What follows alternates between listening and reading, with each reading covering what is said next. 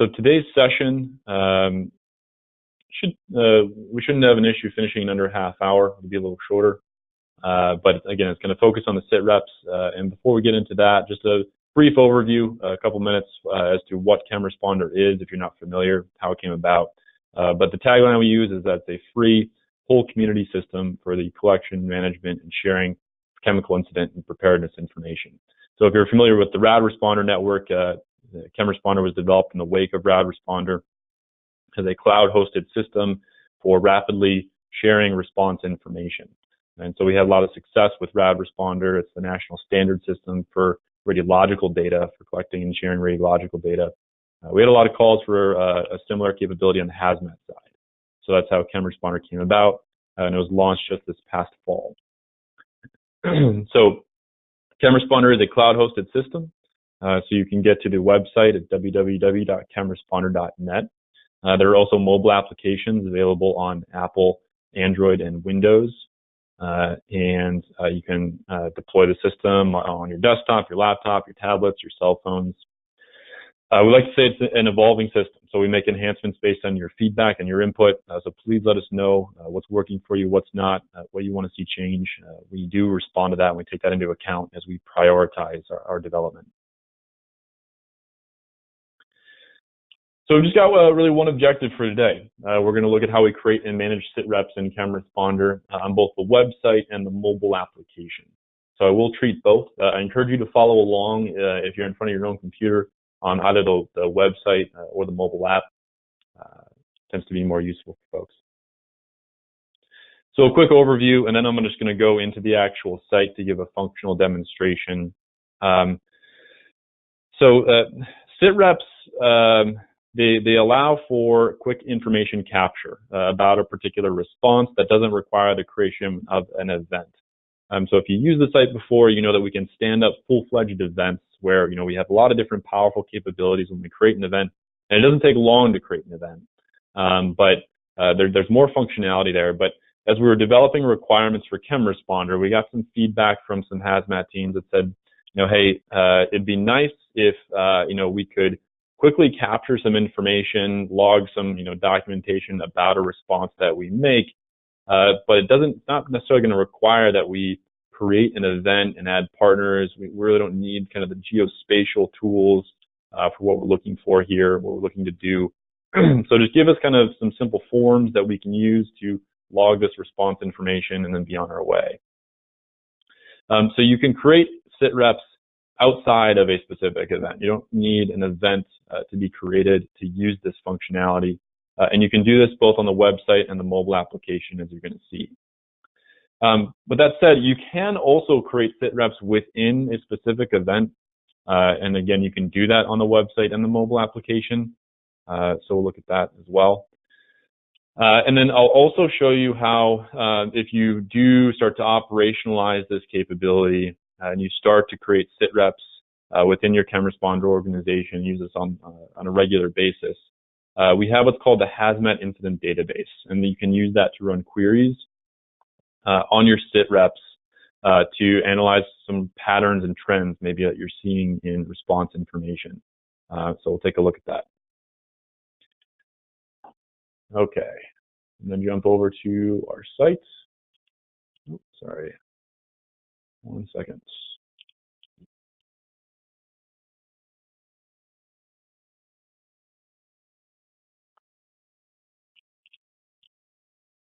So I'm going to back out of here just to give us some context. So once we log in, per usual, we're at our homepage dashboard. I'll point out that there is a shortcut here on the dashboard for your SITREPs. So right now I'm selected into one of my organizations. I'm selected into my demo chem organization here. And because I have that DCO org selected, it's just showing the list of the SITREPs that I've most recently collected for my organization. So it is going to give me a quick link here as well to my full list of SITREPs for my organization. And then I've also got a link to the Hazmat incident database here as well. I'm not going to use those links right now, but just to show you that this is here for you, one of these tiles is a shortcut to these SITREPs. I'm going to go in through my organization space. So I'm going to first look at how do we create and manage SITREPs, not within a specific event that we've created, but just at the organizational level. So I'm using my ribbon bar up here to go into the organization space. As you know, this is where I manage things like my personnel, my partnerships, my equipment, all that sort of thing. You're going to see that over on our side navigation here, we have a menu for our SITREPs. So that's where I'll go to now.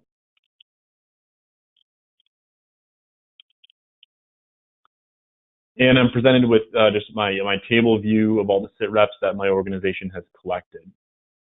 So we've got these different columns here. We've got a sorting capability where if I click on these column headers, they're just going to sort the table according to that column.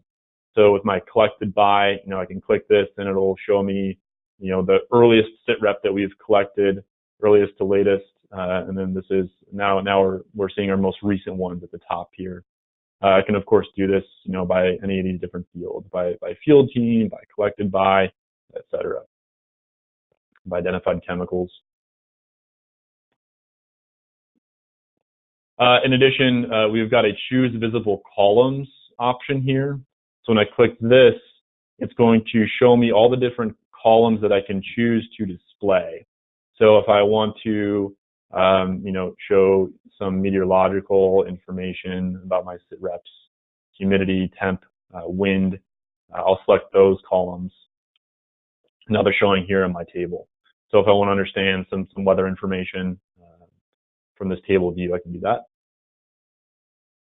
So it's there for you, choose visible columns. We've also got a bunch of filters here. So again, this is once I've collected SITREPs for my organization, I've got all kinds of filters that I can use to sort through this information. So if I want to know, how many carbon monoxide SITREPs do we have?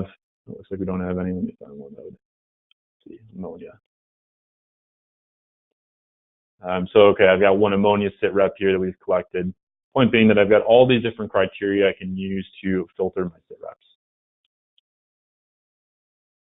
Then you've got a clear filters button down here. So if I want to just wipe all those filters out and know that I'm looking back at my original list, I can use that. I'm going to go to this Create SITREP button in the top right corner, the green button here. So this is where I'm going to actually create a new SITREP.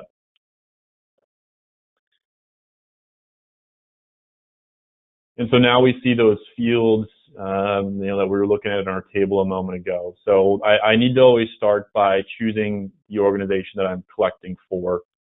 So I'm collecting for the Demo Chem organization, and it's going to automatically populate some of this information for me. Who's recording it? Who's collecting it? And that's me, Sean. So if there was somebody else that was actually maybe taking measurements with a PID that actually collected, let's say I was out in the field with Brendan, or let's see who's on here. Sometimes we have these different training organizations and I can't remember who we put into them. Zach. So you get the idea here that depending on who is in my organization that I'm working with on the response, I can change that field. Other metadata, when was it collected? Where did it take place? So I've got my map here that I can use to select it from, or I can enter an address or a lat long. There are two different options here. For these options, like a facility or a sampling location, I can choose a particular facility.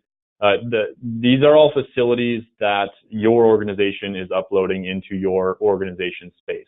In other words, we're not populating anything in here automatically.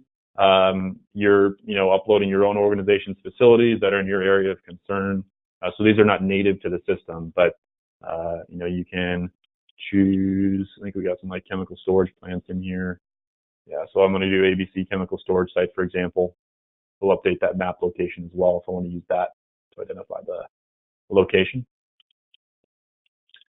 So we've got a sharing mode here. So you can choose to share your SITREPs with just your organization, with your partners, or with the entire ChemResponder network. I think it'd be pretty rare that you would want to share it with the whole network. Just keep in mind that that's all 2,000 plus users and over 200 organizations that are in the site. But if you felt it necessary, you can do that. The partners only that's going to share the SITREP with any of those standing partnerships that your organization has. So as you might know, in ChemResponder, we can create partnerships with any other organization that's in the system. So if you're a fire department and you want to be able to share SITREPs with a police department, local county health department, maybe one of the state emergency management agencies, you can create those partnerships in ChemResponder. And then when I come in here and create my SITREPs and share them with those partners, I know that those other organizations, we will be able to see this SITREP. So I'm going to choose a category here. Maybe this is just a testing or training that we're doing. It was an actual emergency response call that we made. We could select emergency response. So we'll do testing training. The rest of the fields here, none of them are required. So, we're giving plenty of flexibility in terms of you just filling out what you think is needed and what's appropriate for that particular call. So you'll see none of these fields are marked with an asterisk.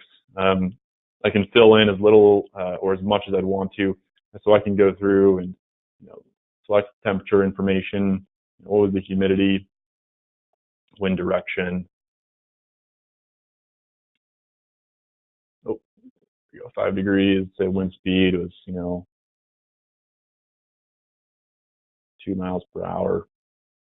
I want to change that to cardinal direction, heading north.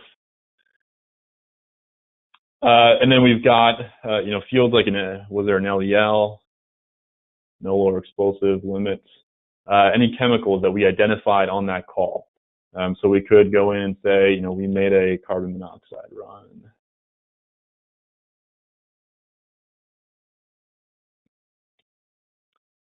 And we, we had some percent that we identified on that call. We have fields here for any medical impact to the public or to responders. We've got free text fields here for narrative. So any kind of response actions that were taken, free text field for any summary you want to write in here. You can upload any type of attachment that you'd want. So this could include photos. It could include video, Word documents, PDFs, PowerPoints, whatever you'd want to attach here, you can put on. So, I'll just throw on this PDF that I've got, and maybe I want to include, I've got a photo on my desktop that's car accident pictures. All right. So we're going to throw those attachments on. And again, I filled out what I felt is necessary, nothing more. I'll drop that field here. Sean, why isn't that working?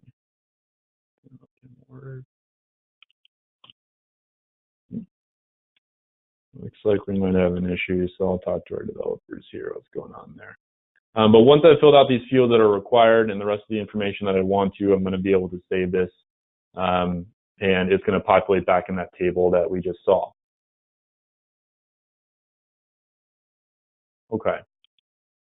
So we can create and collect these SITREPs at the organizational level, but we can also, again, we can create these within a specific event. So I'm going to hop over using my ribbon bar into this event space. We've stood up this training event, and I'm going to jump to my map. So we might create an event for something that's a little bit more large scale, where we require the use of these more powerful geospatial tools. We've got the we've got the map tool here with all these different filters and layers that I can use. Your responders then can choose to submit a SITREP within the confines of this specific event. So I've got my map here with some user drawings, and we've got an Aloha model. And then I can see that I've got some icons on my map for SITREPs. So if I click here, this was a SITREP that a user created and submitted for this event. So it looks like Brendan collected this one, and I'll click on details, and I can see all those different fields that he populated for this SITREP. Click on attachments, and we've got a picture here. So it looks like he's right by this roadblock, and he took a photo for situational awareness. Got another one over here. Details. So it looks like here we've got a benzene reading 150 parts per million. And again, I've got a photo. So this may have been a responder who was on their mobile application, they're downrange, and they're using their mobile phone to take some pictures and create this SITREP and save it to the event. So again, you can see kind of what's going on downrange.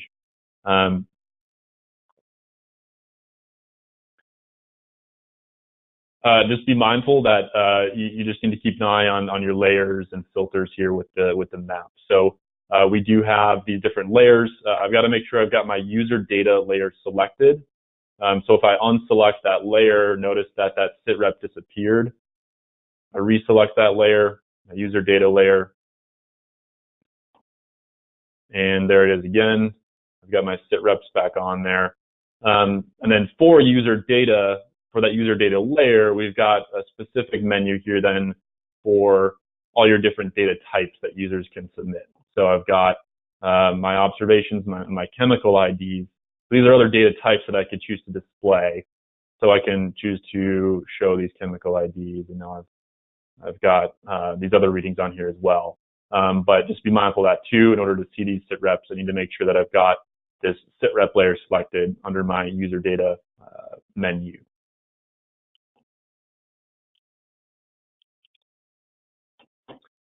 All right.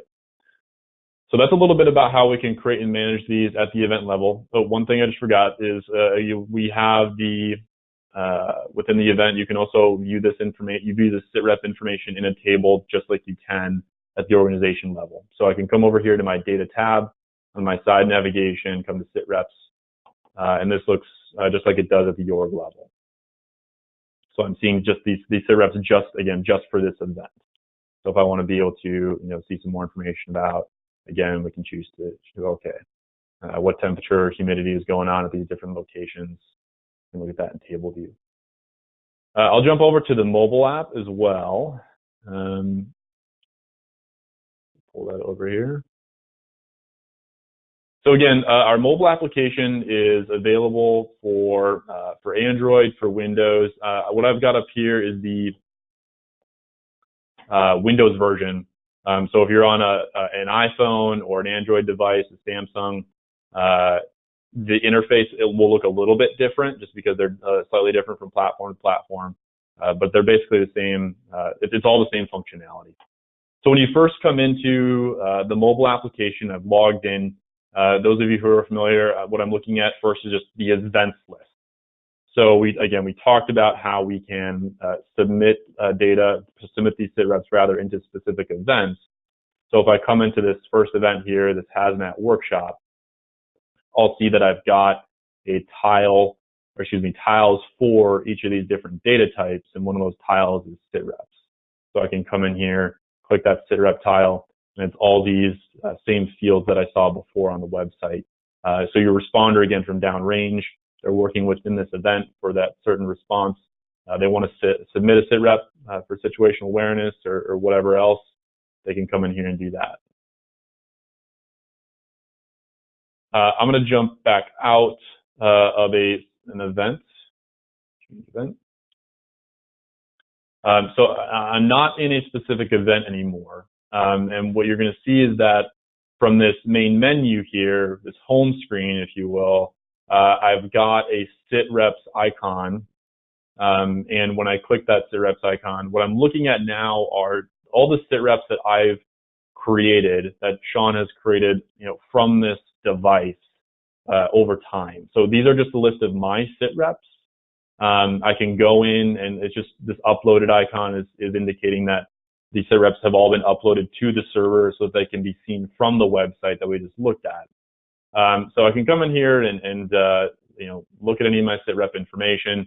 I can edit them from the mobile app. If I want to go in and add additional info, now we got a humidity. We save it. Jump back out. So now it just says pending upload. It means that there's new data on that SITREP, so it's just going to take a minute to upload to the server. This will happen automatically. It'll send it assuming you have network connection. It'll send it automatically to the server so that it's available on the website. But I can also force it, if you will. So got a little upload button here. And now it's up there. We're good to go. So I can go in and I can view all of my SITREPs in that table form. Notice that back on this home screen, I've also got a create button in my upper right corner. So when I click that create button, it'll give me an option. Do you want to create a new event or a new SITREP? So that's another important point too. I can create events from mobile if I want to, but again, I've just got another quick link here to quickly get at a blank form for a new SITREP. I'll also point out that from this home screen, we've got a map icon, or excuse me, yeah, here's our map icon over in the side navigation. So this map that I'm seeing here, again, it's not for any specific event. It's just kind of a general situational awareness map that is not showing me, it's not showing me in an event space for a specific event we've created, but it's showing me, first of all of my facilities that I've got for my organization, in addition to all the SITREPs that we've created at the organization level. So outside of a specific event, I've got all those SITREPs displayed on here, and it'll also show me the responder tracking icon so I can see where other responders are in the field. But I'll zoom in here so we can get a little better look. Again, the Windows app here, the icons, the interface is a little bit different from what you'd see on your iPhone or your Android. But it's the same principle. So again, I've got facility icons. Here's our Vienna office facility we've created. Here's another facility, some MPP facility. And then I've got some of these icons are for SITREPs. So I can see geospatially where these SITREPs have been created. Now, if it's my SITREP, when I click for actions, I should be given an option to go and edit it and look at it. This is not my SITREP that I've created, so it's not going to give me that edit option. But I can choose to just navigate to this location.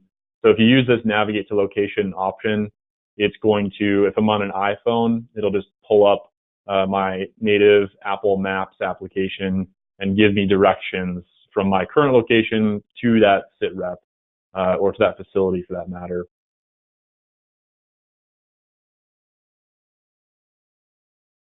So we just designed this again as kind of a general situational awareness tool. You can get a sense for, again, what facilities are in the area, what chemicals might be stored there. So if it is a chemical storage site, for instance, you'd be able to see the list of the chemical inventory that they've got if your organization has uploaded that information. I've got filter options on here as well. So in my upper right corner, those of you that have used this mobile app for specific events, it's the same deal. So when I click on my filters in that upper right, I can filter by showing partners, SITREPs, facilities, sampling locations. So maybe I don't want to see my facilities, but instead I want to see my responder tracking icons. I want to know where my other responders are. I want to see my SITREPs. I could go in and filter my SITREPs to just show for specific chemicals.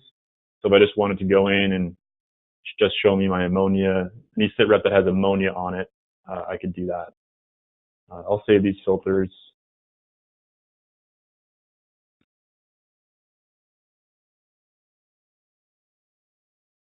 So now we see that my facility icons have wiped from my map, and I've added my responder tracking icons. So you see here that I've got responder tracking icons for a couple of folks who are out here. And then I will just be seeing SITREP icons, because I left those on there.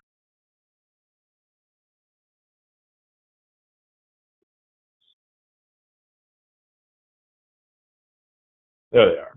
Now my SITREP icons are on here without my facilities, so it gives me a little clearer picture. That's the only information that I'm concerned about, is just looking at these SITREPs.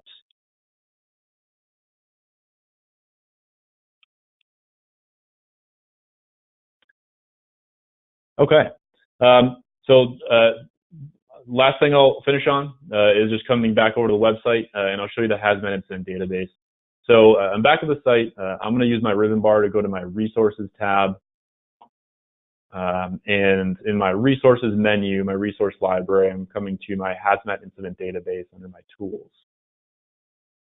So we built this database on the back of feedback largely from New York Fire Department, who said, one of their fire chiefs who work with a lot said, we got the health department who came to us one day and said, we are concerned about kind of these few blocks in the city where we've had some issues. How many carbon monoxide runs have you made there within the past couple of years? And they didn't have a quick way to answer that question. It would have involved digging back through a bunch of reports and cobbling some stuff together.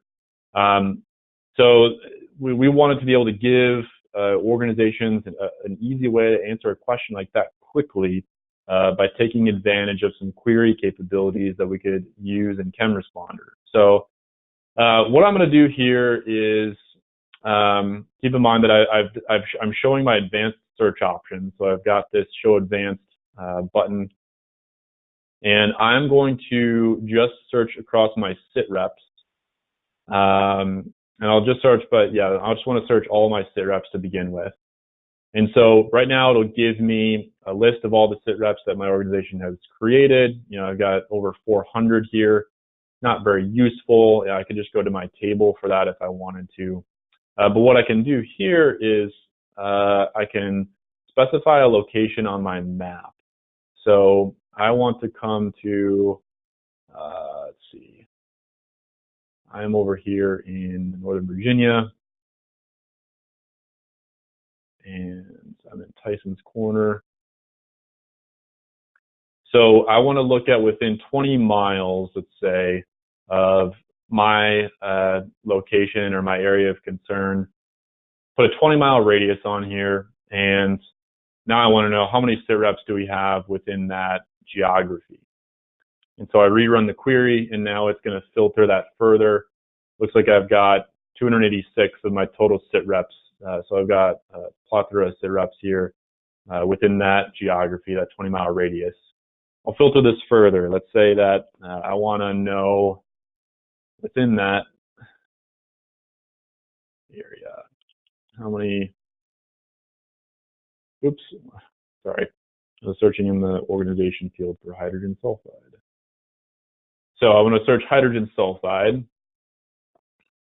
How many SITREPs do we have for hydrogen sulfide? I'll rerun the search. Okay, I've got 2 SITREPs within that 20-mile radius in which hydrogen sulfide was identified. So I can go in and look at, what response information is there. It'll take me directly to that form where I can go ahead and view it, see what's going on. So this will let me search, obviously, within my organization SITREPs. If you've got some sharing set up with your partner agencies, you can also search across SITREPs that they're sharing with you. So I'll search one of our partner organizations, CVT Training Org. I'll go in and I'll search for SITREPs they're sharing with me. Okay, so it looks like they're sharing 5 SITREPs with me, and I can go in and look at their information here too. I can obviously continue to filter this down. So I want to know how many carbon monoxide SITREPs have they submitted. Looks like just 1. I could go in and view that for my partner organization. So again, the idea being that we can quickly answer some of those questions about patterns and trends in calls that we're making in quick fashion. So this is kind of the version 1 of this Hazmat incident database. We're looking to make enhancements like, displaying these SITREPs that we see in this table here on my map, so we get that geospatial view of where these calls are occurring, obviously. So that's something that we're going to be working on, and we're continuing to think about how we can improve on this capability here. This is just a V1 that we launched this past fall. So certainly let us know what you'd like to see with this. Again, we're continuing to develop on it, so let us know what features would be good to add, what would be useful for you, and we'll take that into account.